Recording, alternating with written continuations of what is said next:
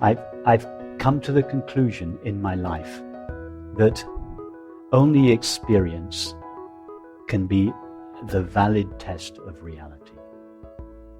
That's simple. That's really the only conclusion I have come to in my life. If we want to know what is real, we have to trust experience.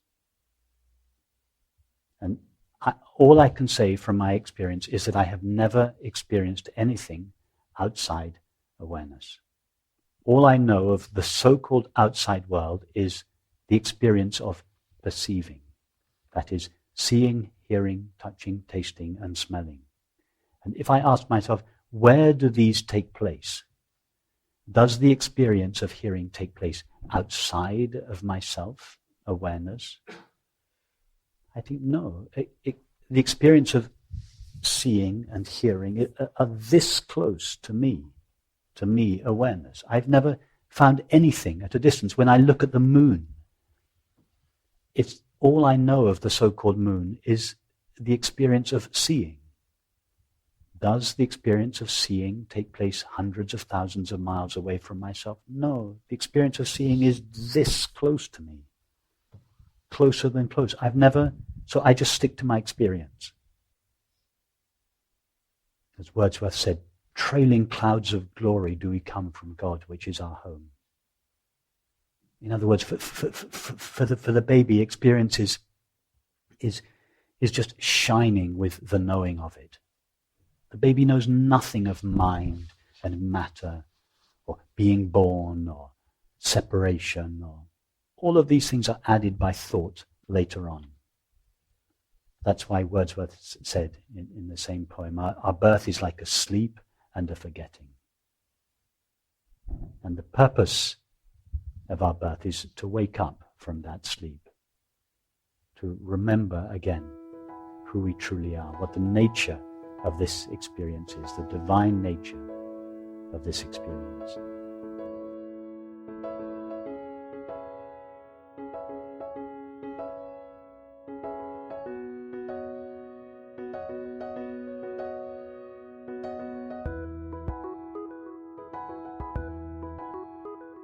When I'm near that place, as I look at it from here now, it's an exhaustion in identification as a doer.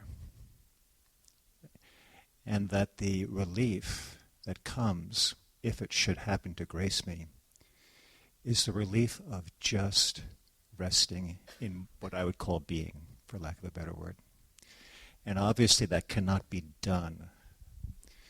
So my question is about doing itself, about how is it just as one can meditate without a meditator. If you could speak to us about how we can function more and more in non-action, doing without there being a doer. Now obviously I have a habitual orientation to doing as a doer. But I would like the eventual comfort of not having to be there all the time. How many chemical reactions do you think are taking place in your body at this moment? Innumerable. Let's put a number on it. 3 trillion. Okay, 3 trillion. How many of them are being consciously initiated and undertaken by a central doer? None of them. Okay. I understand that. I'm sorry, go on. In what sense, even from a materialistic, scientific point of view, in what sense could there possibly be an individual doer of any action? I'm not talking even from the point of view of awareness, but just from the point of view of regular science. It's a complete illusion. Whether we look at it from the materialistic point of view or from the truly spiritual point of view, the concept of a separate doer, a separate thinker. I mean, when you have a thought, any thought, are you, and much of our action is preceded by a thought. I'd like to do this, then we do it. Are you aware of a process by which you choose that determining thought? Well, frankly, there are some times where I would believe that that's the case, but generally no. For example, I can give attention to a direction of thought. That can happen occasionally, seemingly, but generally the answer is no. It's just spontaneous thinking. How do you choose which thoughts to choose and which not to choose? You claim that most of your thoughts are unchosen, but some are chosen. How do you decide whether the next thought is going to be a chosen one or an unchosen one? Well, it seems as if I can say to myself or think to myself that in 30 seconds from now I will think the phrase Paris. And what about the thought that you just thought? Did you choose that thought? No, I did not. So if you didn't choose that thought, in what sense can it be said that you chose the thought that thought predicted?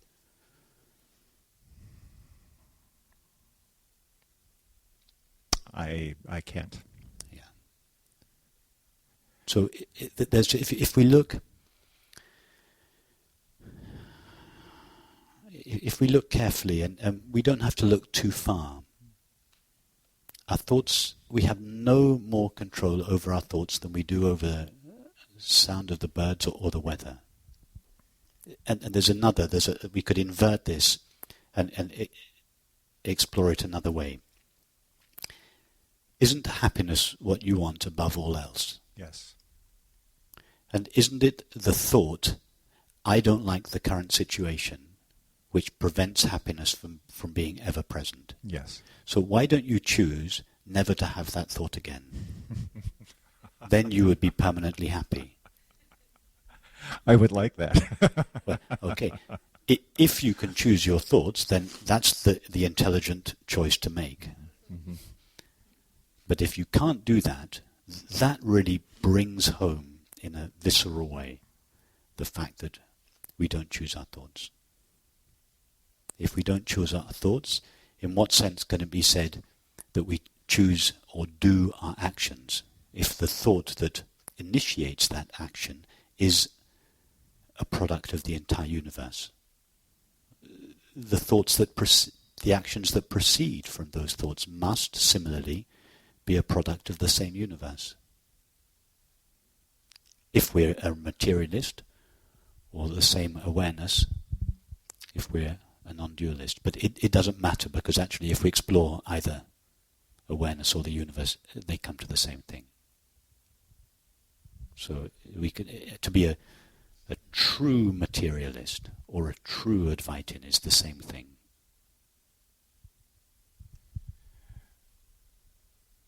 So if I understand what you're sharing, then what I would think of as intention, it's just all really just spontaneous co-creation, so to speak, arising in the present. Something like that. I'm getting the sense of shimmering sense in the background of what a wild roller coaster ride it would be just to allow that spontaneity to be there. But you're right, but that freedom is there for the asking. Yes. At every moment. You're right. Just even think the implications of just realizing that there is no central doer, thinker, or feeler. It's just not there. Think of living a life without the subtle presumption in the background all the time that there is an I living in here or living in there. Feel the transformation of your life that would take place, and it's just a tiny thing. It's a tiny thing. This presumption in the back, this feeling presumption in the background that what I am is this self in here. It's that thought alone that stands between us and happiness.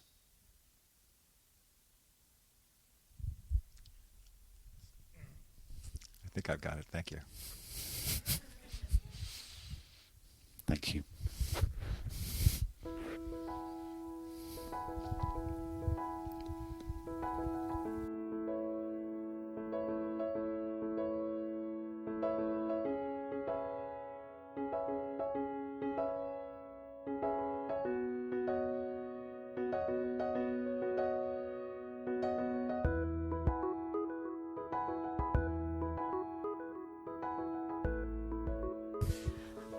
I'm having trouble reconciling the notion of free will with the way you describe thought, which I'm going back to the conversation you had with Angela a few days back when she was talking about feeling like there was a controller and a director kind of entity. And at some point in that conversation you said that we don't control our thoughts, they're simply things that arise in our awareness. I'm having trouble because it seems like sort of the decision to come to a retreat or to follow our thoughts inward instead of out to objects, our thoughts themselves, and they seem to be kind of decisional. Yes. It has such a quality of a decision making, and I just don't see how it seems like the enlightened duality you speak of is like awareness and then just thoughts that we don't have much control over. I wonder how we manage to direct our lives with that view. So when you say we don't have much control over our thoughts, where is the we, the I in the system? So now your experience is thoughts, images, feelings, sensations and perceptions. Yeah? And you are aware of all of those. Now, where is the I in your experience that is orchestrating all of those? I can't localize one. Okay. Can you even find an unlocal one? There it is. No. I mean, take a thought. You're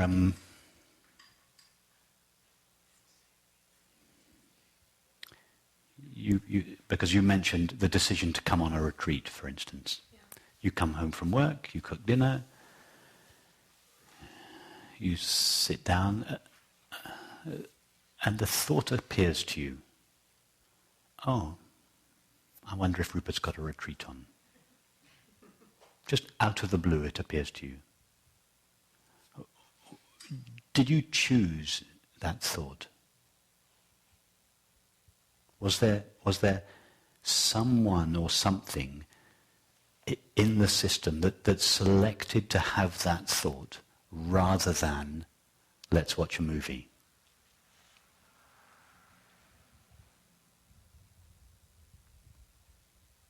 No, yeah, when you break it down to individual thoughts. Yeah. Okay, yeah, no. so then the thought, I wonder if there's a retreat on soon, appears to you. Now, the next thought could be, let's say just give it two possibilities. The next thought could be, oh, let's go and have a look. Let's check Rupert's website out. Or the next thought could be, oh, I'll look later, let's watch a movie. Now, do you have any control over which of those two thoughts appears?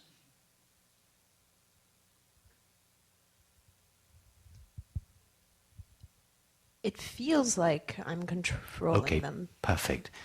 Now, in between the two thoughts, the first thought after dinner was, I wonder if there's a retreat on. Yeah? The second thought, the next thought, it's slightly simplistic, this picture, but you understand.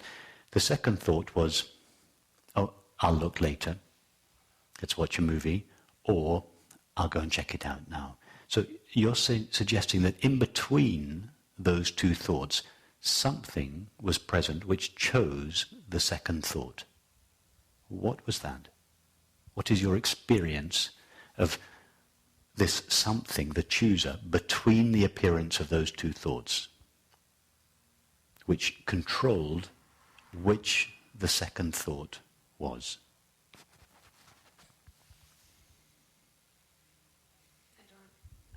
I don't have an experience of a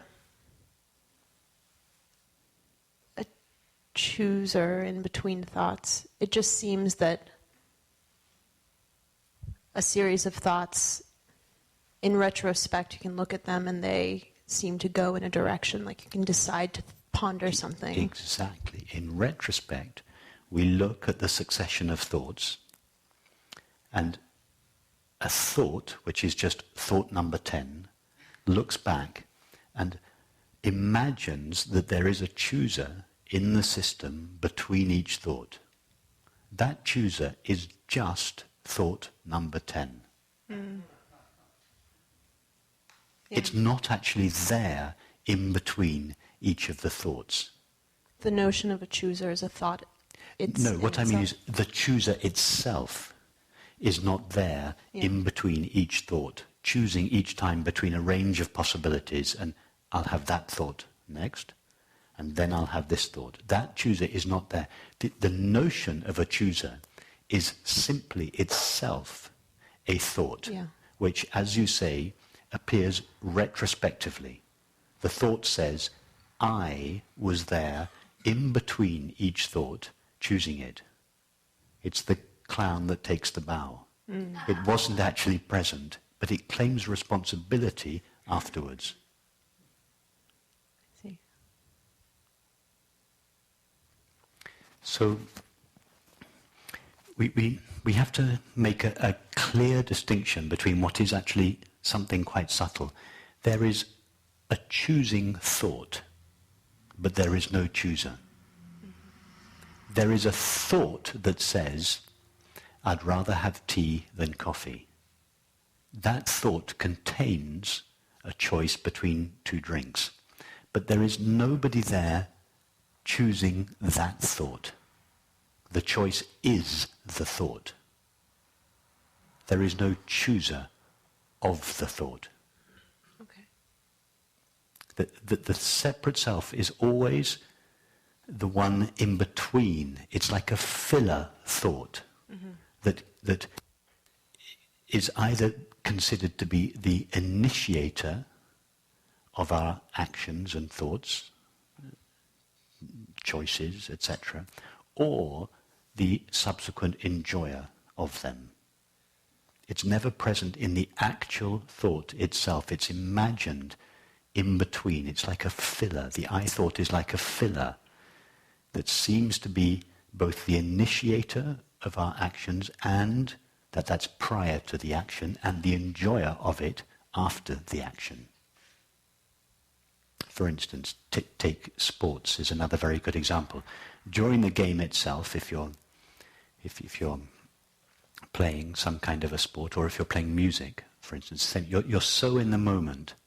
If you're playing at the top of your ability, there cannot be the possibility for a separate self. You're so in the moment, you're so in the zone. It's afterwards, when the game is over, that we think, I won or I lost.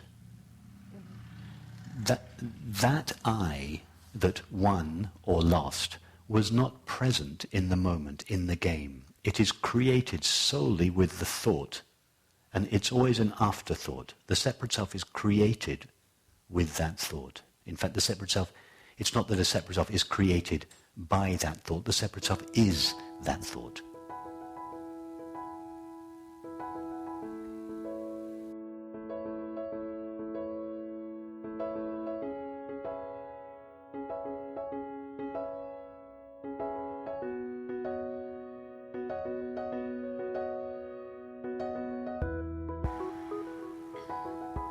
It just seems to paint a picture of existence as sort of deterministic, as if we are an awareness that's sort of watching a show unfold.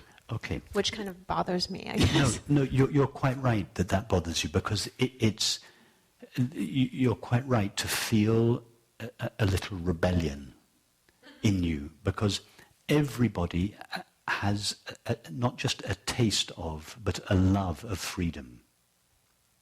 I mean, isn't that what freedom, happiness, these are the essential things that we all want, and we feel if our freedom is ever curtailed or taken away from us in any way, we feel a rebellion in us. We know that so well as a child, and as we grow up, we hate to have our freedom restricted. And this comes from a deep intuition that we have, that what we are is free, that life isn't mechanical and deterministic. So I understand why you say this feels a little deterministic. It's only that there is no freedom for a separate self. For awareness, for the one that truly is, there is infinite freedom. Life is not predestined. Awareness is not just watching a mechanical system that was set in place at the beginning of time unfold. It is, from the point of view of awareness, which is the only real point of view, there are infinite possibilities available at every moment. So there is complete freedom.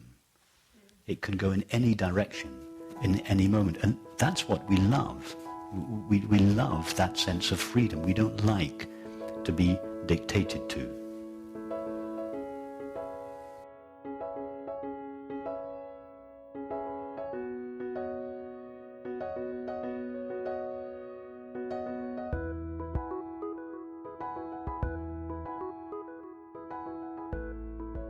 Yes, it's thought that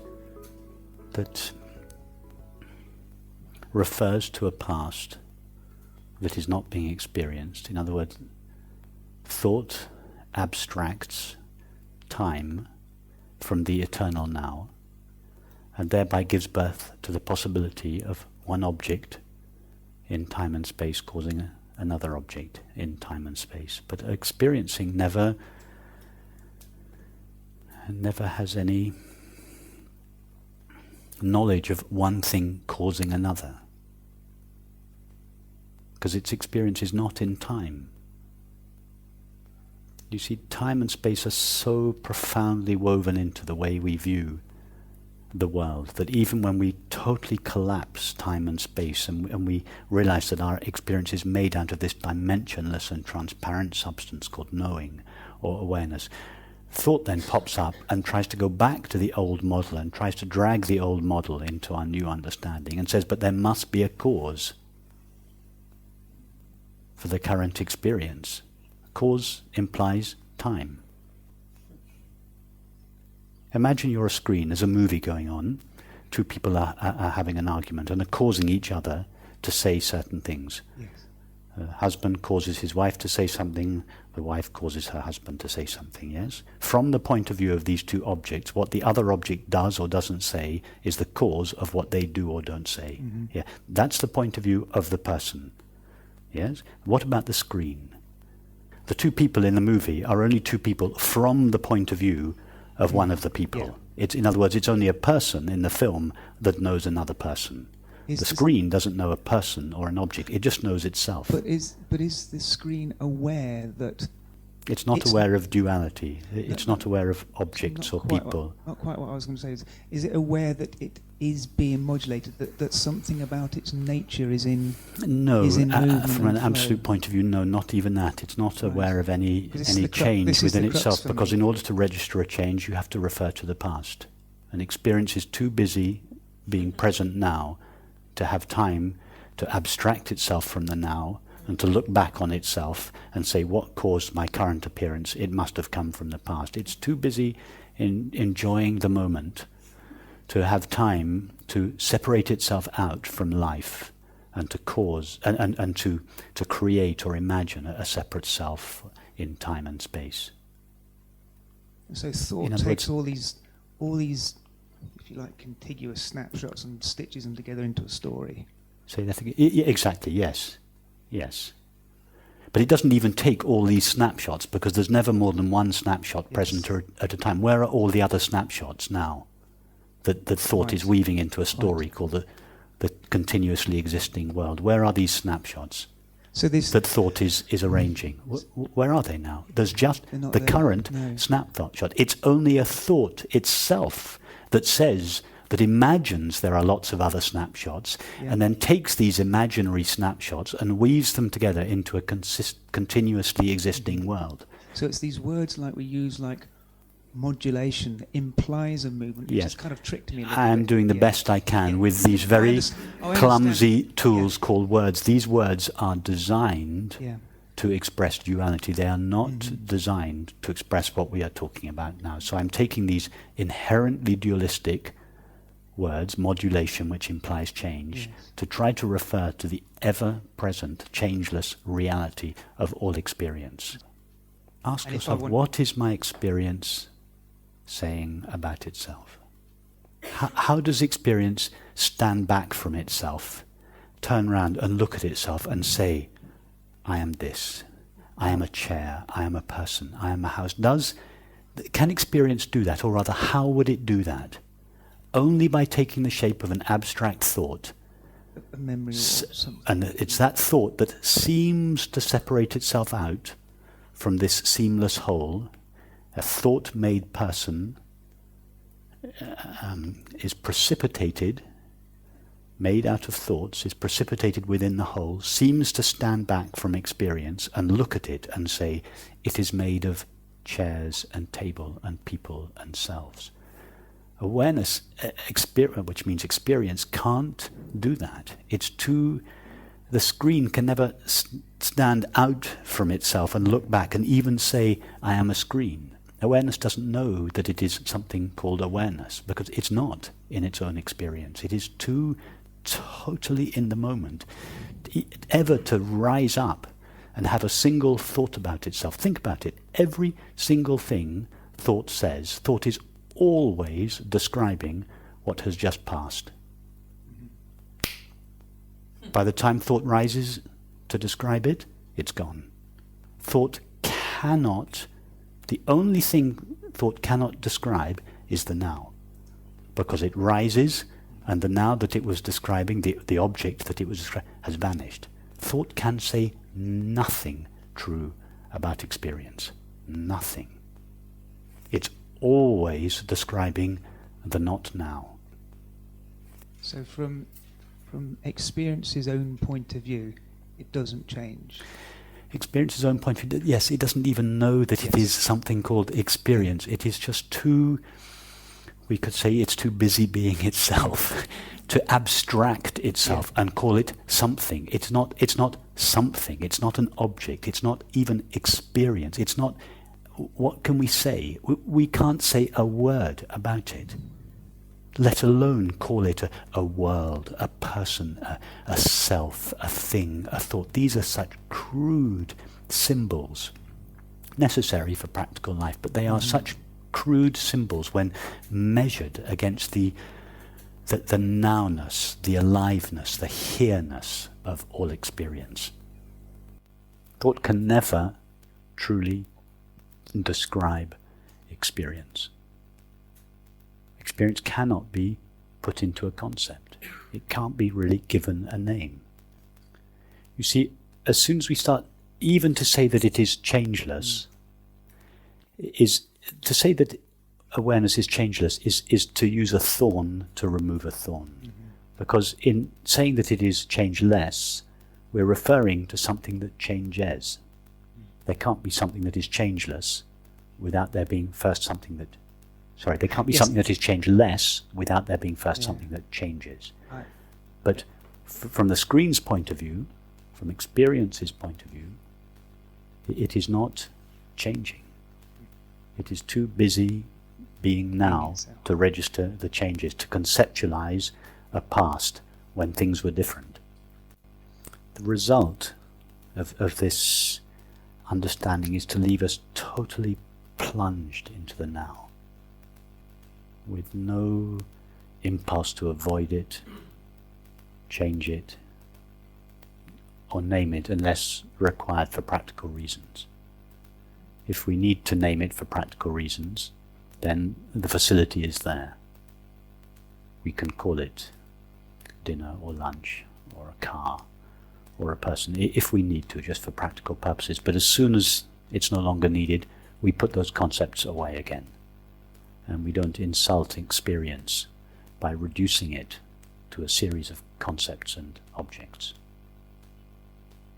That is the blasphemy, the true blasphemy, to reduce experience to a collection of objects.